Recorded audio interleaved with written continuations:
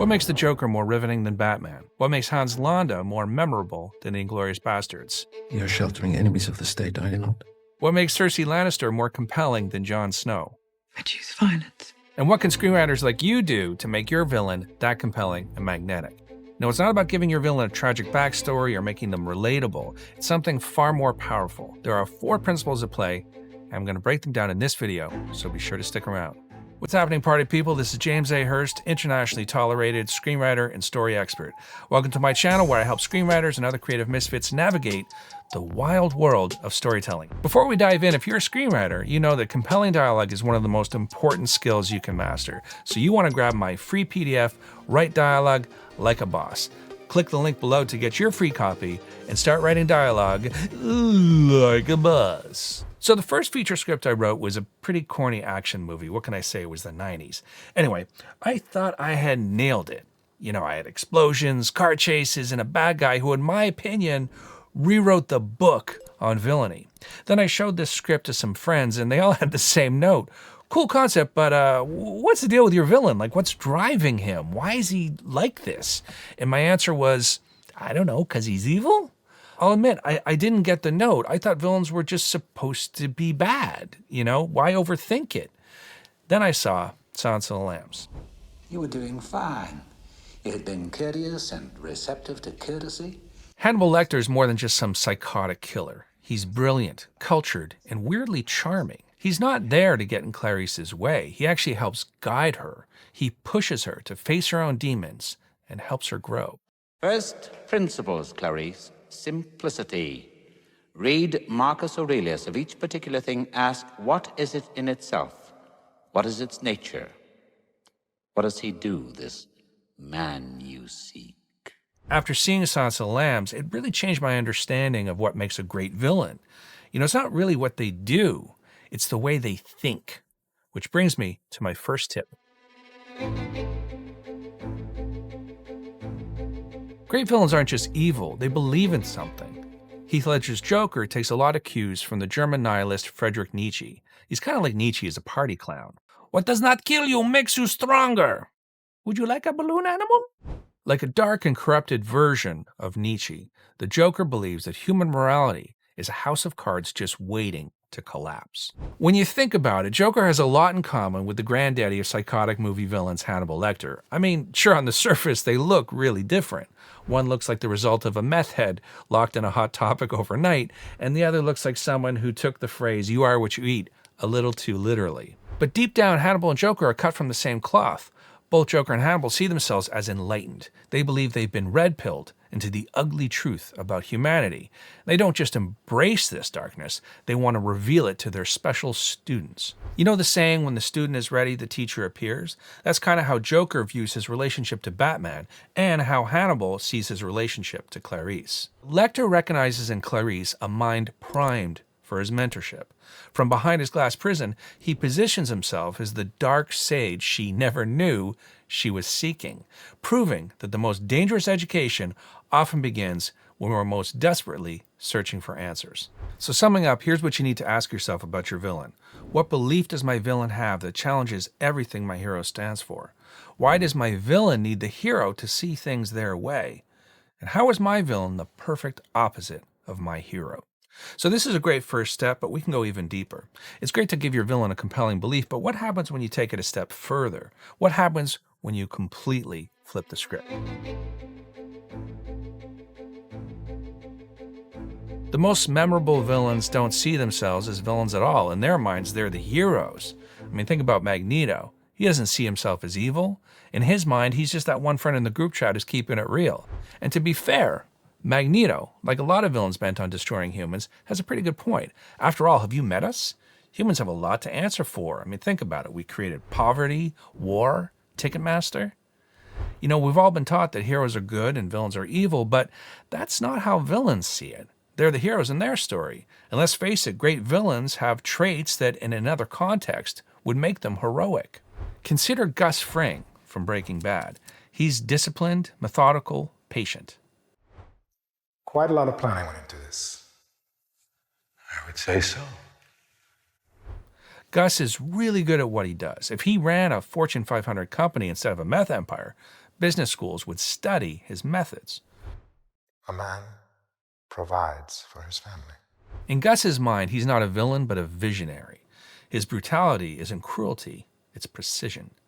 The blood in his hands is simply the cost of creating something lasting in a world where nothing lasts. But what happens when you apply these admirable, almost virtuous qualities to a villain who is more than human? Thanos, like all dictators, sees himself as the only one brave enough to solve a serious problem. I'm the only one who knows that. At least I'm the only one with the will to act on it. The source of Thanos' power isn't just that he's super strong or has the world's most terrifying chin. It's his conviction that he's right. There's no personal gain for Thanos, just the burden of being the only one strong enough to do what he considers necessary. Thanos is completely wrong, but what makes him so compelling is his conviction that he's completely right. The hardest choices require the strongest wills. While Thanos believes the universe needs balance, some villains fight for justice that they believe has been denied them. That's what makes Killmonger and Black Panther so fascinating. His pain is real. Just bury me in the ocean with my ancestors that jumped from the ships. Because they knew death was better than bondage. He calls out something the hero has accidentally ignored, that Wakanda, for all its greatness, has turned its back on suffering people all around the world. It's about 2 billion people all over the world that looks like us, but their lives are a lot harder. Wakanda has the tools to liberate them all. And by the end, T'Challa does something profound. Instead of just rejecting Killmonger, he listens. We must find a way to look after one another as if we were one single tribe. The result, Wakanda ends its isolationism, and Black Panther takes a leadership role in the world. That's what makes this conflict so memorable. Killmonger's critique changes Black Panther for the better. So to recap, here are some questions to ask yourself. What heroic qualities does your villain possess? How might their motivations be reasonable or even noble? And what uncomfortable truth is your villain forcing your hero to confront?